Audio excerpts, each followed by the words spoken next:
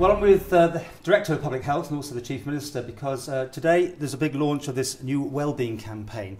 So I don't know who would like to take us through just the overall, Okay, well, I'll do the start and then Yeah. Henrietta can fill in all the details. Well, it's Are You OK is the theme, really.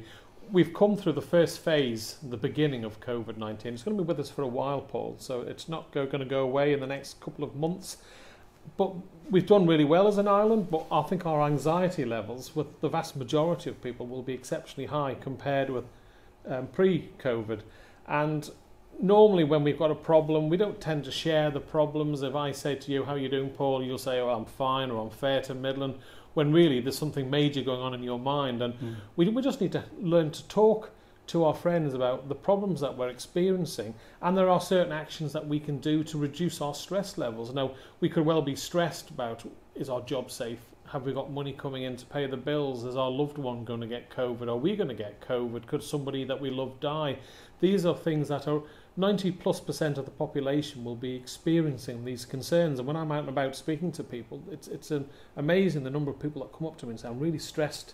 I'm worried about this. And some of the emails I get from people who I've known for years, you can see how agitated they are about the problems of COVID-19. And we shouldn't be sweeping it under the carpet. Why is the government, though, having to get involved? I mean, there's other mental health charities out there, aren't there? Well, there are, but this is a high percentage of the population will have some sort of anxiety issue at the moment with COVID. It's not going to go away. It's going to be with us for a while. And therefore, anything that we can do to get people to go out and just chat to their friends and release some of that pressure, the anxiety that's building up, and just have a general chat. And we're putting out information, good way how to do it, and exercises and events that you can do to help cue yourself if your anxiety levels are high. What can you do yourself? So it's not government throwing millions of pounds at it. It's just some of the best ways. If you've got a problem, you know what it's like, Paul. If you have a chat with a close friend to discuss the problem, you feel so much better when you've done it. I don't know if Henrietta wants to... Henrietta, I mean,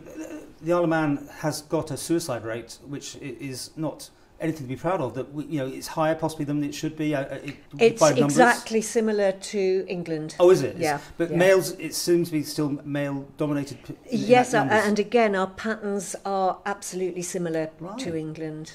Now, can we improve on that then, I suppose? We certainly need to, and one of the issues around the period when we were in lockdown is that may have increased suicides and suicide attempts. I say may have because obviously final confirmation of whether a death was by suicide needs to wait until that's been worked through the coroner's court, and that can take a significant amount of time. Have you got an ideal level to get things down to? I mean, is that a stupid question in that sense? I mean, because any suicide obviously... Any suicide is a major tragedy that casts an extraordinarily long shadow. Now, what we are doing, because the coroner's process is slow, and that's the nature of it, it's very thorough and it is a legal process. But one of the things that we have set up actually as a result of responding to COVID is a rapid response suicide surveillance group, which is, it's multi-partner, constabulary, public health, mental health and various other participants, actually sharing information about when the police are notified of a possible or suspected suicide, actually to bring professionals and third sector organisations together as appropriate to look at what do we need to get rapidly in place to support the family, workmates, schoolmates, if it's a person at school or college, wider community, to prevent any negative effect of this impact, of this death on them. Social media is a double-edged sword. Yeah. I mean, I've seen somebody recently I know who's literally wrote up, "This is it, I've had enough." And you think, jeepers, and people are onto him, and therefore he's reached out for help. But at the same time, we will get negative. I mean, we've all got negative press on social media. We all know. But seriously, it can really damage people's well-being. Can't it? I mean, I'm not a fan of social media. No. I rarely go on. I like to see pictures of friends on holiday or their kids starting school or whatever. But I think some of the comments that are on social media are pretty disgraceful. And actually, it's good to talk. You know, 1 in 3 of us in our lives will have a mental health issue, Paul, and we shouldn't be embarrassed about it. If we're feeling depressed or stressed or even suicidal, just talk to a friend. And that's what we're trying to say. Are you okay? And instead of just getting that, yeah, I'm fine, or fair to middle, and just know, are you really okay? And there's tips.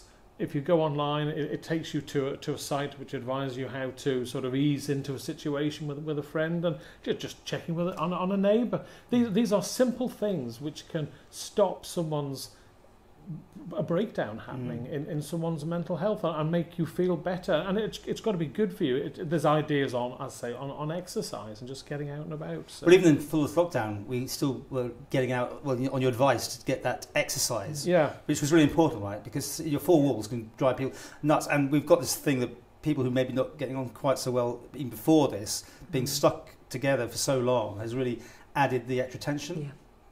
Yeah.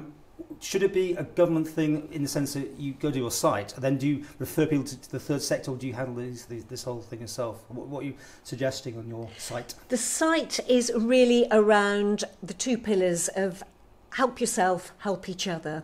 So things that you can do to support your own mental well-being and resilience to long-term ongoing stress, which obviously COVID is, and also the help each other, which as Chief Minister has just gone through, is how we just have simple conversations with each other. Now, we've already touched on the issues around potential rises in possible suicides, and you just touched on another very important issue, which is really around rise in domestic abuse. There is some separate guidance on the government covid19.gov.im website about who to contact if you're in that situation. And of course, there's a little bit less difficulty now. It was when we were in lockdown and people who were victims potentially of abuse just didn't know whether it was safe for them to leave the house to go to get help. So that was particularly important then, continues to be important now, and may become again more important if we have to go back to any restrictions when we get future cases. Can you help people who don't necessarily want help though? Because it's okay saying you're all right and can we do something for you, but a lot of people are too proud almost. And the Ireland mentality is they don't really want this thing airing in public in any shape, form or fashion.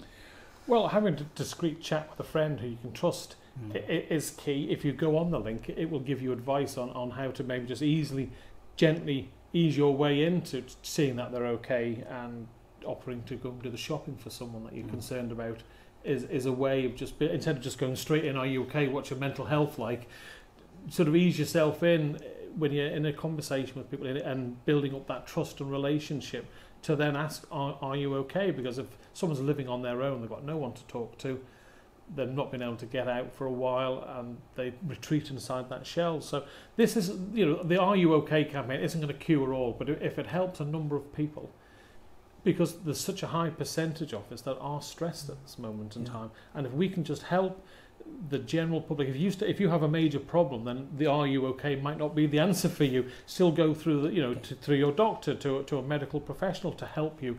This is trying to have a broader appeal.